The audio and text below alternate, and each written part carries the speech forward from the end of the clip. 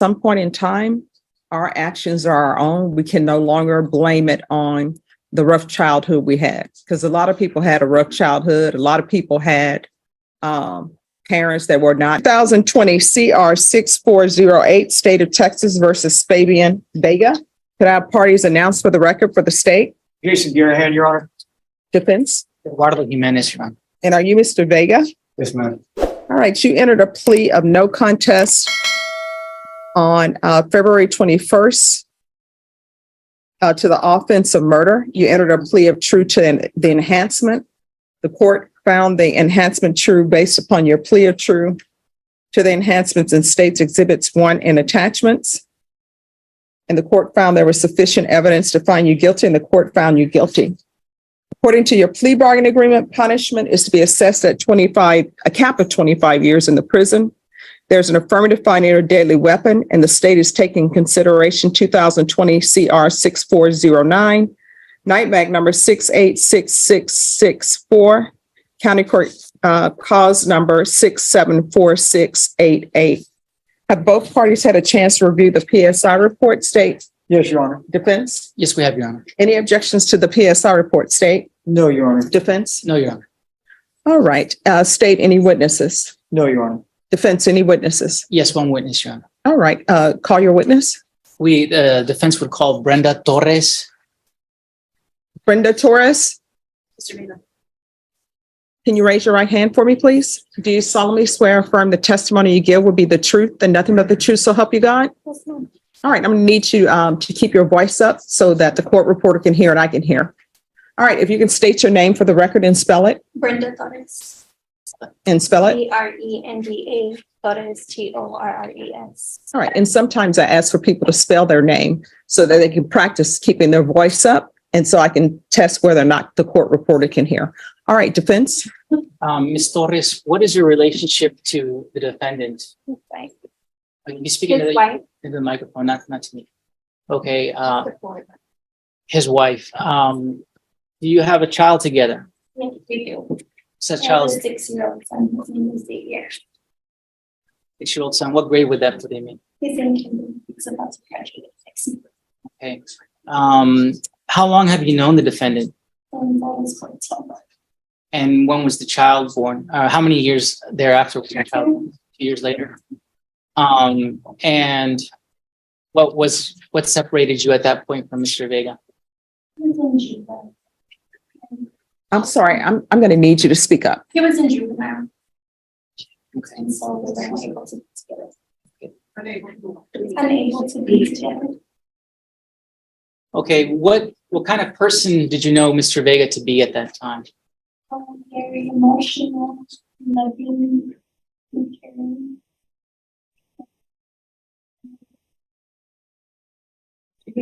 And open-minded. Okay, so here's the thing.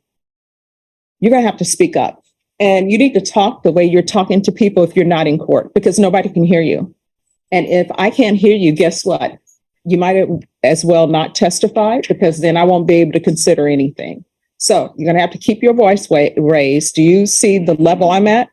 That's the level you need to be. I know sometimes you're nervous, but if you want me to hear what you're saying, I can only hear it if you speak up. Okay? How old are you now, Ms. Torres? I'm 22.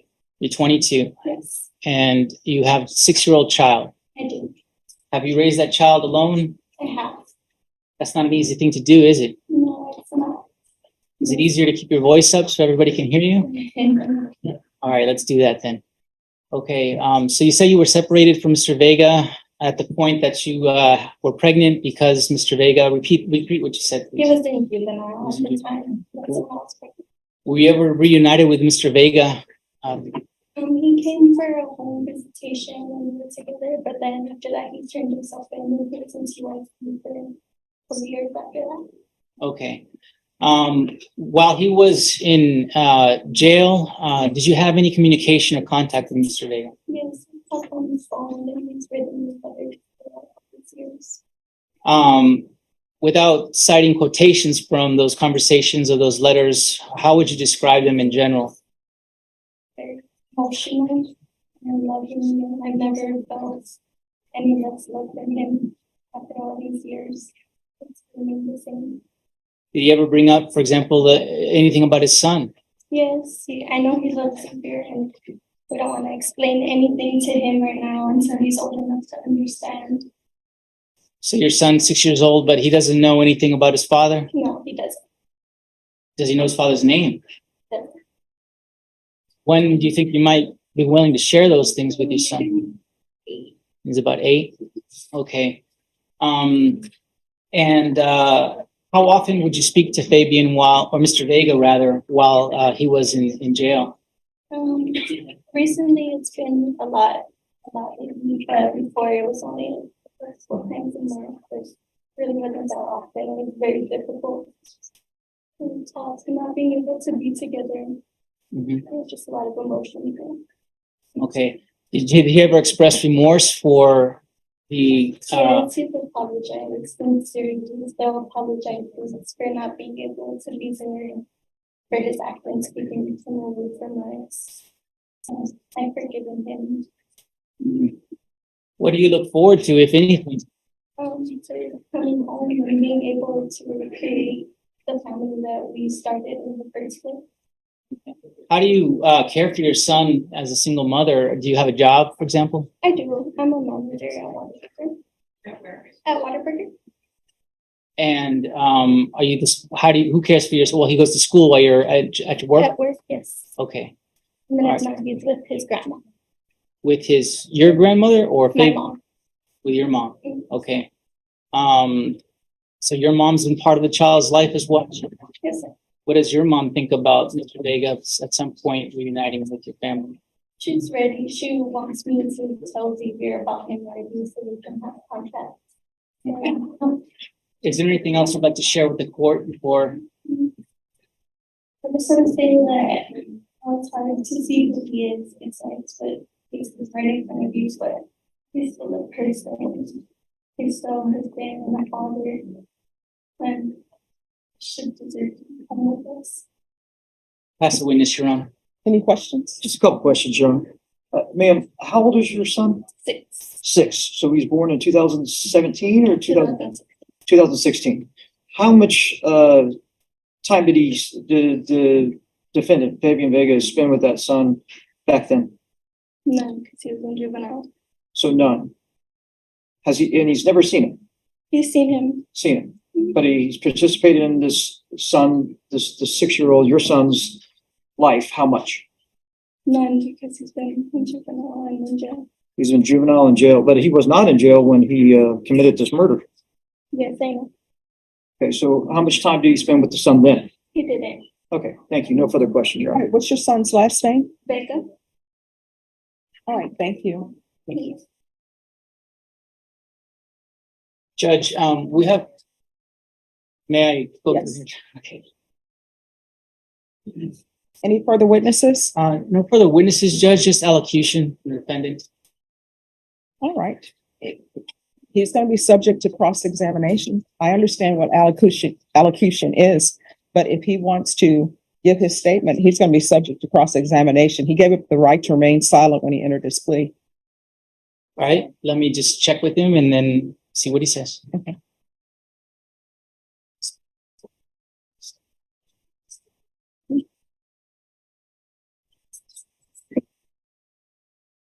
Your Honor, he would like to allocute. All right, can you raise your right hand? Do you solemnly swear or affirm the testimony you give will be the truth and nothing but the truth, so help you God? Yes, ma'am. All right, you can lower your hand. State your name for the record. Fabian Vega. All right, defense. I believe he just wants to share with the court some few reports. Yes, ma'am. I want to say that I know I took a lot that I can't get back, and I want to apologize to my victim's family for so much pain that I caused them and for their loss. And I regret everything I did. So emotional and stuff like that. I know I'm going to prison, and I would want to get myself right over there by getting my GED because I never finished high school. Take drug classes. I had a problem with drugs in the past, and take parenting classes to better myself to go home to be a good father to my son and just go home clean and be positive out there and find myself in no more situations like I'm in right now. And I asked that you show mercy on me, on the descendants. A wife and a son that need me out there, and I would like to go back to them, after that. Any questions? Yes, Your Honor. Mr. Vega, in your,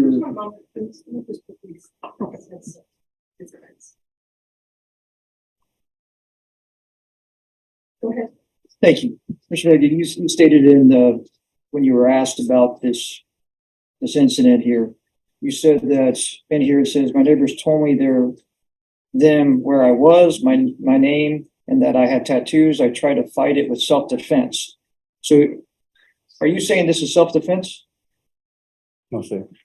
Okay, but so that's wrong in here, is that correct? Yes, sir. Okay, so did you lie in here? No, me. Excuse me? No, sir. But it says self-defense here.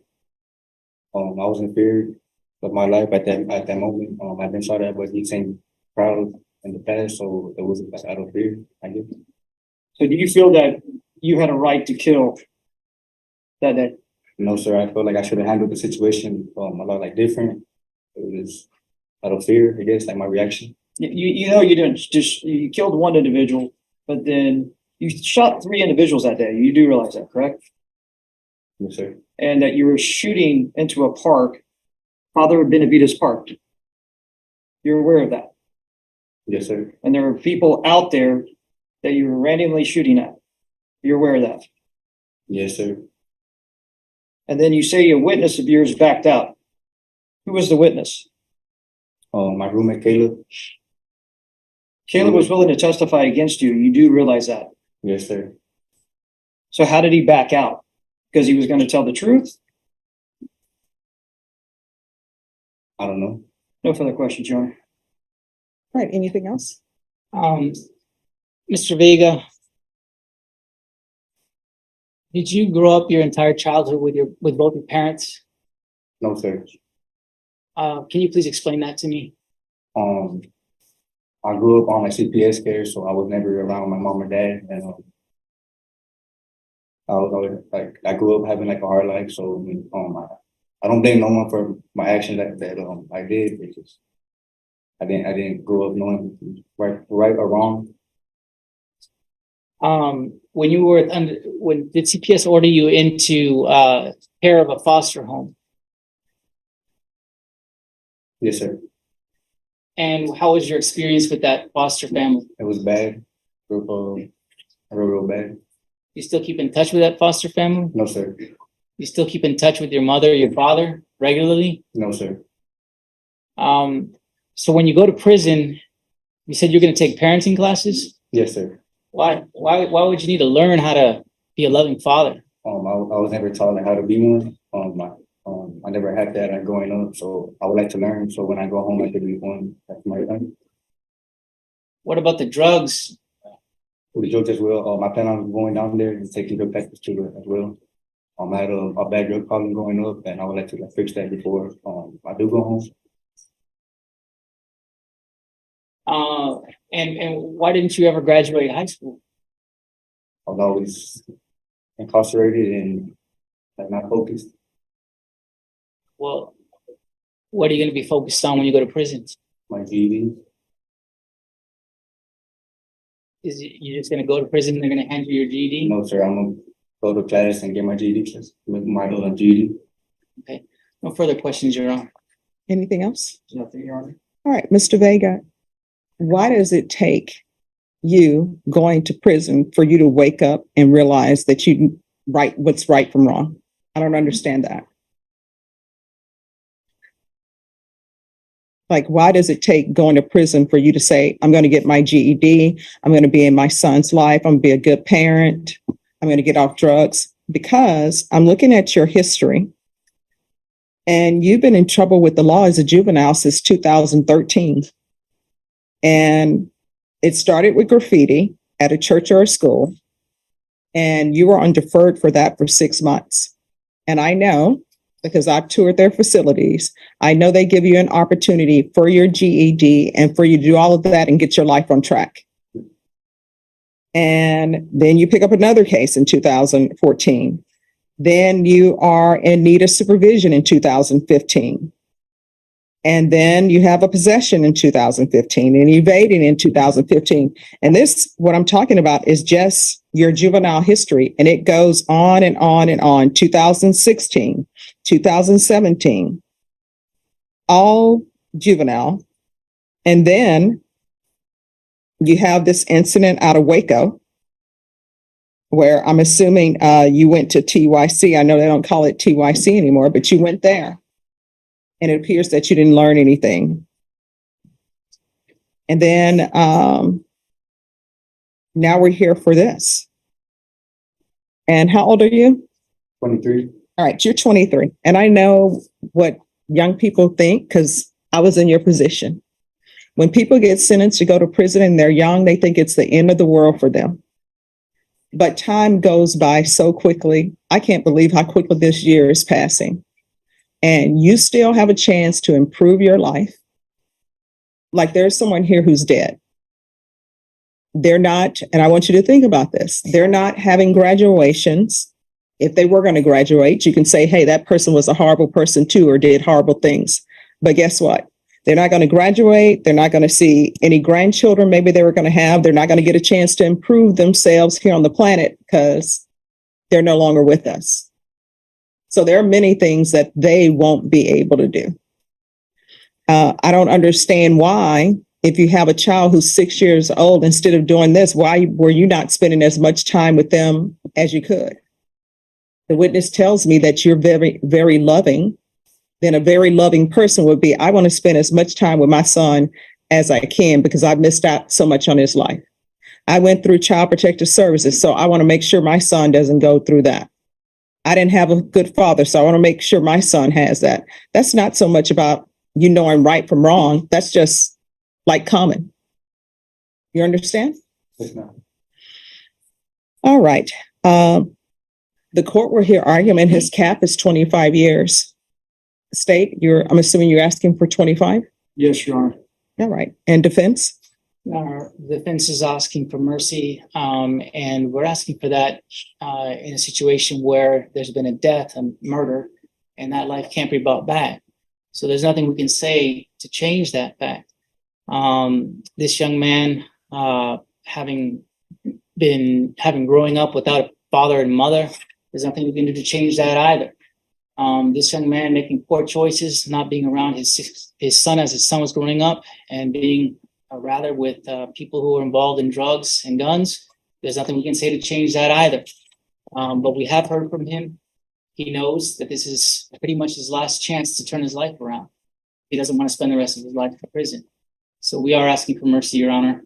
He has explained what his plans and goals are to the court, being get his high school diploma so he can get a decent job out there, and take enough education and courses and therapy so that he's able to break his chains of addiction, Your Honor, and also learn to be a good parent to his son who's out there waiting for him, and his wife, Miss Brenda Torres, to be a good husband to his wife.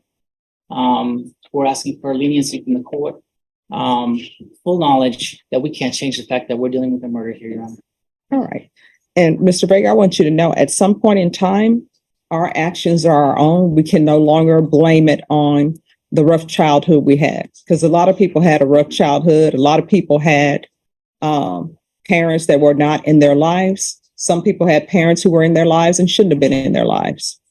But I do take in consideration when I hear that, because as a defense attorney, I used to always get upset when the state would say, well, this person didn't commit a murder and they had a rough life. I want you to know I look at people as individuals. You understand?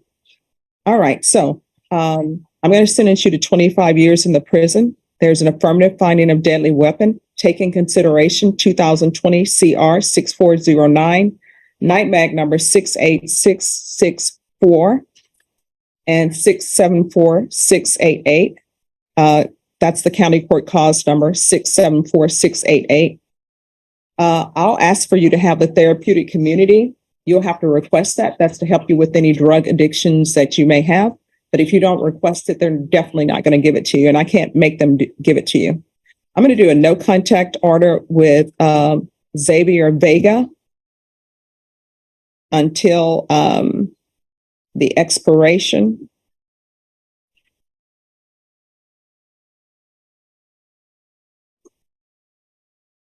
of